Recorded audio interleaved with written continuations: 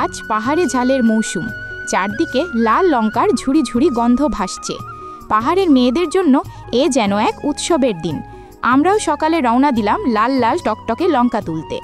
সূর্যের আলোয় ঝিলমিল করা লঙ্কার গাছের ডাল থেকে লঙ্কাগুলো আলতো করে তুলে ভরে আনলাম ঝুড়ি। বাড়িতে ফিরেই প্রথম কাজ লঙ্কার বোটা ছাড়ানো, তারপর ভালো করে ধুয়ে খোলা রোদের নিচে মচমচে করে শুকাতে দিয়ে দিলাম।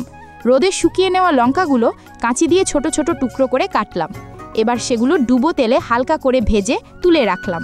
জানো তো, এই পাহাড়ি লঙ্কা এতটাই ঝাল, একবার মুখে দিলে মনে হবে কান দিয়ে ধোঁয়া বের হচ্ছে। এবার ভাজা লঙ্কার সঙ্গে মেশানো হলো চালের গুঁড়া, জিরার গুঁড়া, লবণ, একটি ডিম আর একটু সাদা তিল।